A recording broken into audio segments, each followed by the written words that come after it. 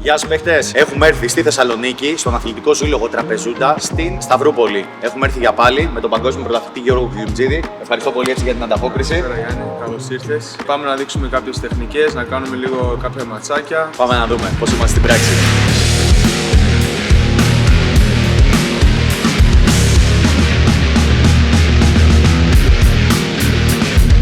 Σταματάκι να μου ό,τι γουστάρεις.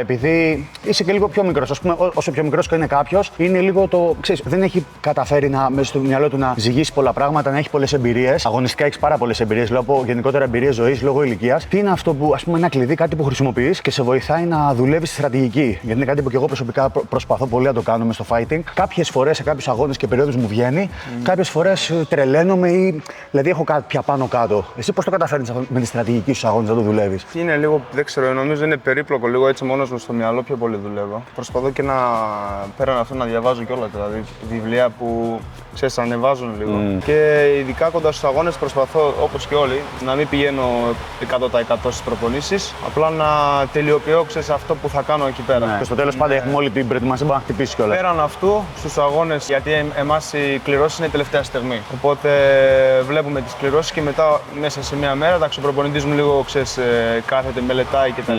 Μου λέει τα δύναμα και τα δυνατά σημεία του αντιπάλου και προσαρμόζομαι. Και εγώ έχω ένα καλό, μπορώ να δουλέψω όπως ας πούμε στο box έχει Southpaw και Orthodox.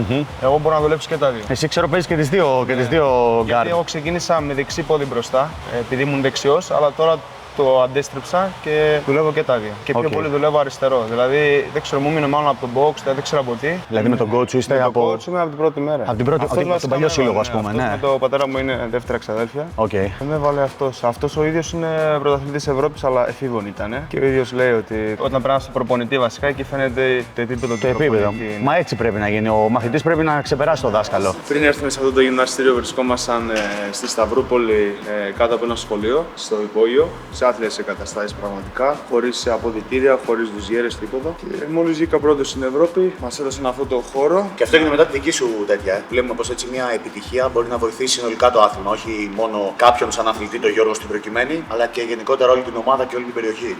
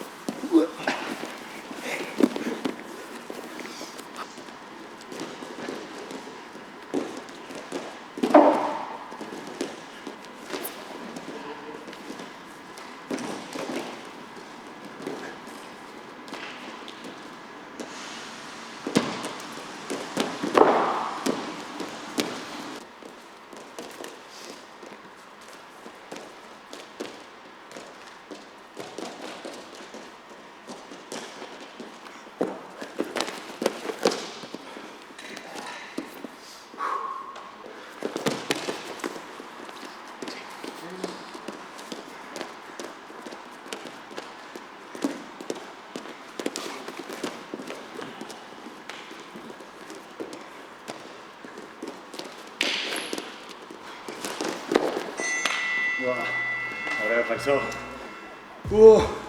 Εσένα και το στυλ σου, η πίεση και το κάρδιο, δηλαδή, νομίζω αυτό σου χάρισε και τον τίτλο. Γιάννη, για πες και εδώ μετά εντυπώσεις. Τι εντυπώσεις? Άπιασος ταχύς και δεν παίζει και καν. Και ένα energy shot από Jim Beam, θα το χρειαστούμε σήμερα, με λίγη καφεΐνη μέσα. Κωδικός Παλέ 5 για έκπτωση και στήριξη για να συνεχίσουμε δυνατά στα πάντα. παλιά έμπαινα μέσα στον αγώνα και 6 λεπτά ασταμάτητα επιθέσεις. Πολλές φορές χωρίς κανένα νόημα και πολλές φορές και χάνοντας πόντους έτσι. Και κουραζόμουν. Από την τρέλα σου κιόλας. Δηλαδή και στους αγώνες τώρα έδωσα 3 πόντους σε όλα τα μάτς. 3 και στο τελικό 2, πολύ λίγους πόντους σε σχέση με παλιά. Με παλιά σε κάθε μάτς έδινα πόντους πολλούς και μετά σκοτωνόμουν για να τους πάρω. Μόνο και μόνο να τους σπάσω ψυχολογικά. Γιατί και αυτό παίζει ρόλο. Πολλές φορές και πριν τον αγώνα, ξέρεις, το κοίταγμα νομίζω έχει σημασία. Ναι, το πώς θα είσαι φυσικά. Τους πας την ψυχολογία. Εμείς μπαίνουμε στα άκρα και καθόμαστε λίγο μέχρι να παίξει μουσική και κοιτάμε ένα στον άλλο. Faster down, ναι, έτσι το κλασικό. Παίζει πολύ μεγάλο ρόλο αυτό. Και σε εμάς δηλαδή. Οι Αμερικάνοι, ας πούμε, μπαίνουν με πολύ μεγαλύτερη αυτοπεποίθηση. Γιατί όμως αυτό πιστεύεις? Γιατί τους έχεις ζήσει όλοι, επειδή δεν ξέρουν ότι έχω μια πολύ δυνατή σχολή, ξέρουν ότι φημίζονται για την αντοχή τους και μόνο ψυχολογικά ήδη μπαίνουν λέγοντας ότι η ομάδα μας έχει την καλύτερη αντοχή. Ναι, το πιάσα. Και είσαι απέναντι και λες ότι νομίζω πως σε κάθε άθλημα και εκτός αθλήματος, όταν πας ένας, δεν έχεις την ίδια ψυχολογία όσο όταν θα πας 10 άτομα. Αυτό και εμείς πάντα μόνοι μας. Ένας και ο προπονητής, άντε κι άλλος ένας και άλλοι κάνε επιτελείο. Είναι μπούγιο, είτε κάνε 10 άτομα, λέω και λες πού πάω εγώ τώρα. Το ίδιο και με τους θεατές. Έτσι. Ας πούμε ήρθαν να με στηρίξουν 20 άτομα και οι Ιρανοί ας πούμε ήταν 200 άτομα σίγουρα. Έτσι. Που είναι το αστείο το ότι ακουγόντουσαν μόνο οι δικοί μας. Και στο τέλος, ειδικά όταν νικούσα, οι Ιρανοί σταμάτησαν να φωνάζουν και ακουγόντουσαν μόνο οι Έλληνες. Αυτές οι στιγμές είναι που έτσι ανατριχιάζεις ρε φίλε. Και το θυμάσαι και τελείωσε, δεν το έχεις πάρει επόμου. Το μόνο κακό είναι ότι μετά τι θα γίνει. Γιατί ξέρεις, όταν σταματάει όλο αυτό, δεν υπάρχει άλλη αυτή η αδρεναλίνη και πέφτει.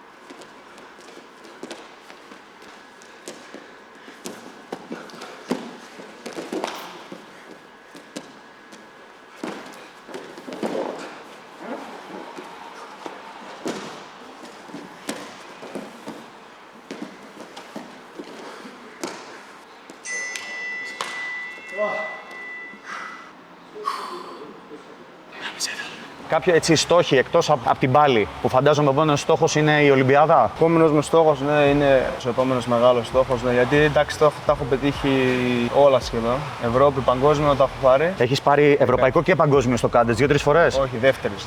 Δεύτερος. Μετά και στα Under 23. Στο Under 23 3 φορές πρώτος στην Ευρώπη. Στους εφήβους βγήκα δεύτερος. Και μετά στους Under βγήκα πρώτος στην Ευρώπη, δεύτερος, πρώτος στον κόσμο. Τα έχεις πάρει όλα, ας πούμε. Απλά τώρα πρέπει να τα κάνεις και δεύτερη φορά. Πρέπει να το ξανακάνεις. Εκτός της Ολυμπιάδας έχω πετύχει όλους με τους στόχους. Αλλά εντάξει, ο απότερος στόχος πάντα είναι νομίζω η Ολυμπιάδα. Όπως και εσάς. Νομίζω ότι θα μου λέγες το MMA. Γιατί κάτι τέτοιο ακούγεται ότι πιο μετά στην καριέρα σου να περάσουν 2-3 χρόνια, δεν ξέρω εγώ εσύ πώς το έχεις θέσει, να πάρεις αυτά που θέλεις για την πάλη που θα σου μείνουν και για πάντα και μετά νομίζω θα ήταν πολύ καλή μετάβαση για σένα, για το άθλημα, για όλα να κάνεις κάτι στο MMA. Αν σου αρέσει κιόλας, έτσι. Θα το ήθελα. Εντάξει, πρώτα απ' όλα να έχω την υγεία μου και μετά έχω στόχο έτσι να μου έχει μείνει. Όχι αποθυμένο, αλλά έτσι το αγαπάω και το μαχητικό. Ειδικά το MMA τώρα που ταιριάζει κιόλας με την πάλη. Γιατί όσο να έχει και το box πολύ μου αρέσει. Το λατρεύω, αλλά εντάξει είναι πολύ δύσκολο να πας από πάλι σε box. Είναι άπιαστος. Και οι τεχνικές είναι πώς δουλεύουμε στο box. Πάνω κάτω το ίδιο με παλαιστικό footwork και κίνηση. Το ίδιο συμβαίνει και στην πάλη. Σαν παγκόσμιος πρωταθλητής παίζει. Το Γιάννη το βλέπω πολύ καλά. Εντάξει, τώρα πάλι εδώ πέρα στο ταπί είναι εντελώς διαφορετική, οπότε δεν πρέπει να τον κρίνω από αυτό. Αλλά γενικά έχει πολλές καλές τεχνικές. Απλά εντάξει, εγώ τώρα πώς να είναι η ζωή μου αυτό, είναι φυσιολογικό είναι να είμαι λίγο καλύτερος. Οπότε. Λίγο. Αλλά εντάξει, στο MMA καταλαβαίνω πως έχει φτιαγμένη την πάλη του έτσι ώστε να μπορεί να ανταπεξέλθει στο MMA. Να αμυνθεί από κάποια takedown, να κάνει και ο ίδιος κάποιο takedown. Οπότε. Και τα χτυπήματα πολλές φορές φοβίζουν και τον άλλον λίγο να μπει. Και καλός παλαιστινιάνης πρέπει να το σετάρει καλά. Μπορεί να μπει εννοείται, όπως έχουμε δει και συμβαίνει και σε top level, UFC κτλ. Αλλά πάντα πρέπει να κάνεις manage, να μπει κατά τα χτυπήματα, να τα μπλοκάρεις. Αλλάζει λίγο η απόσταση μόνο αυτό. Και από αυτό που δεν δουλεύουμε στο MMA, εντάξει, μόνο οι παλαιστές είναι αυτό που έλεγα πριν το εξωτερικό. Δηλαδή αυτό με μπερδεύει συνήθως κάποιος όταν μπαίνει, ας πούμε. Δηλαδή, αν μπει double, το sprawl συνήθως εκεί η φάση ψιλοσταματάει στο MMA. Δηλαδή, θα συνεχίσεις πλάγια, πολλές φορές θα αλλάξεις και θα μου τραβήξεις το πόδι πίσω. Αυτό το κάνουν μόνο παλαιστές στο MMA που είναι παλαιστές. Χρόνια δηλαδή, είναι το βασικό του στοιχείο. Και έχει παίξει κανέναν αγώνα MMA. Έχω παίξει έναν αγώνα. Έχει παίξει εντάξει, ένα. Και επαγγελματικό κιόλας, αν και δεν το ξέρει πολλοί κόσμος και έχει νικήσει κιόλας. Νίκησα, ναι, εντάξει. Με submission. 3 γύρους. Με πόντους, οκ. Με πόντους. Είναι πολύ δύσκολο Ναι. μετά. Χτυπούσε κάτω, χτυπούσε, σου βγαίνει ή στο πρώτο πεντάλεπτο. στο πρώτο πεντάλεπτο. Μετά πέθανα, μετά μόνο πάλευα. Ήταν και πρώτη φορά, ήμουν και 17. Το λες και εσύ συνέχεια ότι τις δυνάμεις μας λίγο πρέπει να τις. Για να τις κουμαντάρεις μέσα στο γύρο. Είναι δύσκολα. Ναι, ναι, έχει πολλά, έχει τα πάντα. Θέλει ψυχολογία, θέλει εντάξει, άλλο να τις τρως και άλλο να παλεύεις. Κι άλλο και τα δύο μαζί. Λίγο ζιουζίτσου. Για να δούμε τι ζώνη είναι στο ζιουζίτσου. Θα το ξεκινήσουμε από μπλε, από άσπρη ή θα του δώσουμε τη μαύρη κατευθείαν.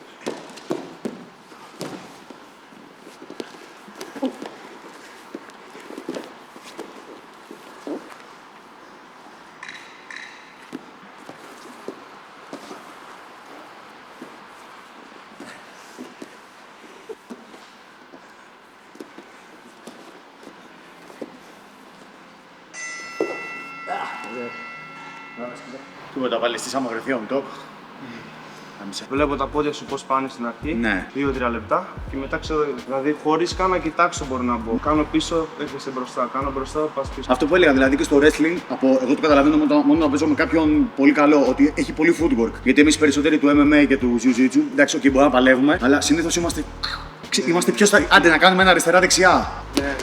Όπως σαν να παίζεις boxer, πραγματικά με σένα δηλαδή είναι σαν να είσαι εδώ, σαν να παίζεις τελείως αερόβιο, χαλαρός με τα πόδια. Δηλαδή μου το τέριαξε πάρα πολύ ωραίο σαν box. Είσαι από μια πόλη, ας πούμε, μικρότερη και από μια περιοχή ακόμα μικρότερη σαν τη Σταυρούπολη και έχεις καταφέρει όλα αυτά που έχεις καταφέρει. Και ένα μήνυμα προς τα νέα παιδιά που ψάχνονται να προπονηθούν στο εξωτερικό, θέλουν το μεγάλο γυμναστήριο, ξέρω εγώ, ή τον προπονητή του εξωτερικού σε όλο αυτό που υπάρχει, όλη αυτή η επιθυμία. Και βλέπω ότι από παντού γίνεται, άμα το θέλεις. Ναι, συμφωνώ σε αυτό που λες. Και εμείς ειδικά στην αρχή ήμασταν, τι να σου πω, 8 άτομα, 7 άτομα, 6 άτομα. Και σιγά σιγά με προσπάθεια, έτσι, ομαδική προσπάθεια πιο πολύ, φτάσαμε σε ένα σημείο. Απλά έχω φύγει πολύ εξωτερικό. Ναι. Δεν μπορώ να πω πως δεν χρειάζεται, αλλά μέχρι ένα σημείο πανευρωπαϊκού επίπεδου σίγουρα μπορείς να φτάσεις από ένα απλό σύλλογο, όπως εμάς, ας πούμε. Απλά νομίζω θέλει πιο πολύ συλλογική δουλειά. Ενώ παλιά η Αθήνα, ας πούμε, είχε πολύ καλούς αθλητές. Τώρα έχει πέσει νομίζω λίγο το επίπεδο στην Αθήνα. Πιο πολύ το έχουμε ανεβάσει εμείς, δηλαδή και από άλλες περιοχές έρχονται σε εμάς για να προετοιμασία. Και το παιδί δεύτερο στην Ευρώπη που βγήκε, ο Καραβάνος Νίκος, αυτός έρχεται από την Κρήτη και δηλαδή αν μπορούσε να μένει εδώ θα έμενε και εδώ. Δηλαδή. Και έρχεται για κάμπ εδώ, έρχεται ας πούμε με ένα διάστημα. Ναι, δηλαδή δεν έχει καθόλου ζευγαριακή, έρχεται για κάμπ εδώ. Μπράβο. Δηλαδή αντί να φεύγει στο εξωτερικό, έρχεται στην Ελλάδα. Αρκεί για να φτάσει μέχρι ένα σημείο. Αλλά για να φτάσει στο υπέρτατο σημείο θέλει και εξωτερικό. Σιγά σιγά έρχεται. Αυτό που λέω δηλαδή ότι και το καλύτερο γυμναστήριο έρχεται όταν εσύ γίνεις καλύτερος. Όταν εσύ δεν είσαι εδώ, πώς θέλεις αυτό που είναι εδώ. Σιγά σιγά και φτιάχνονται όλα. Είμαστε παράδειγμα εδώ πέρα το ότι ξεκίνησαμε από ένα πολύ μικρό σύλλογο. Συνεχίσαμε στα υπόγεια και καταλήξαμε εδώ. Νίκη μετά τη νίκη, φτάσαμε να είμαστε ικανοποιητικά, ας το πούμε έτσι.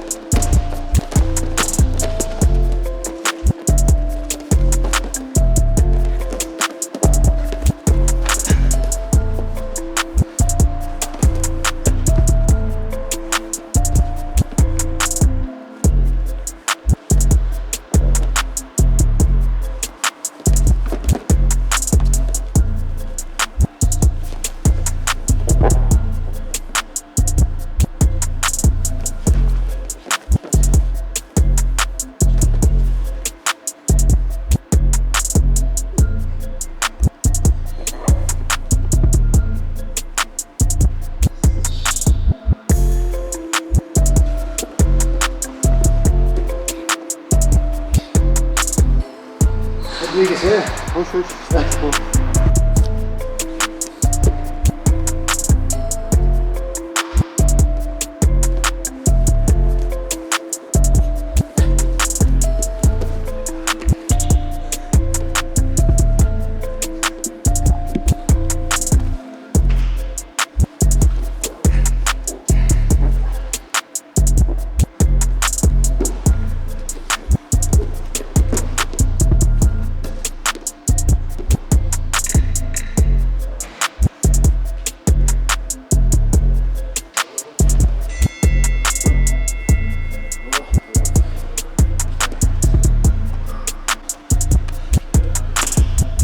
Τι να λέμε, η πίεση είναι ανθρώπου φύλλου αγωνιστικού, παγκοσμίου επίπεδου, όχι απλά παγκοσμίου επίπεδου, του πρώτου του παγκοσμίου επίπεδου. Το παιδί δεν κρατιέται. Έτσι είναι.